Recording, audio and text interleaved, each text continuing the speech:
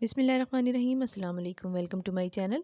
आज मैं आपके साथ स्पाइसी चिकन कढ़ाई की रेसिपी शेयर कर रही हूँ। ये स्ट्रीट स्टाइल रेसिपी है और बहुत ही मज़ेदार बनती है। चिकन कढ़ाई बनाने के लिए मैंने चिकन 750 ग्राम लिया है। 1 टेबलस्पून इसमें जिंजर गार्लिक पेस्ट का ऐड कर दिया है। 3 टमाटर लिए हैं जिन्हें आधे टुकड़े में काट लिया है। इसके अलावा 1 टीस्पून फुल इसमें मैंने रेड चिली पाउडर का डाला है। 1/4 टीस्पून इसमें हल्दी है। 1 टीस्पून इसमें सॉल्ट है। सब चीज़ें इकट्ठी डालेंगे और आराम से बस पकने के लिए रख देंगे। एक प्याज है दरमियानी साइज़ की जिसका पेस्ट तैयार कर लिया मैंने, वो भी इसमें ऐड कर देंगे। आधा गिलास पानी का शामिल कर देंगे। सब चीज़ों को अच्छे से मिक्स कर लें और फ्लेम को ऑन कर दें। अब इसको कवर करके हम 15 मिनट के लिए पकने के लिए रख देंगे।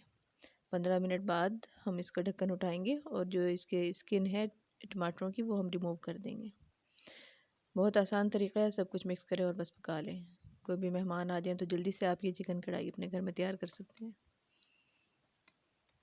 स्किन रिमूव कर लेंगे टमाटरों की और मिक्स कर लेंगे इसको।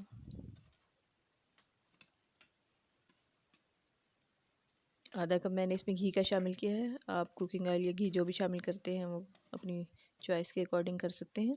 आधा कप मैंने शामिल किया है। अब इसकी हम थोड़ी सी भुनाई कर लेंगे।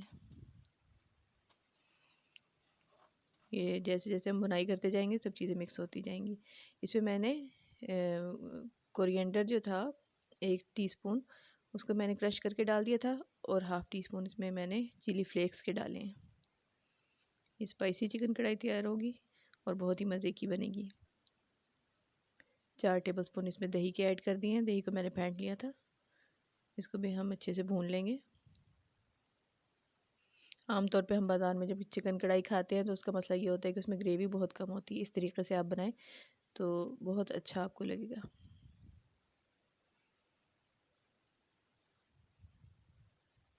थोड़ी सी बस इसकी भुनाई करते जाएं। इसका ऑयल जब बाहर आ जाएगा तो समझें कि चिकन कढ़ाई आपकी तकरीबन तैयार हो गई है। 1 टीस्पून इसमें मैंने कुटी हुई काली मिर्च डाली है और हाफ़ टी स्पून गरम मसाला पाउडर का डाला है।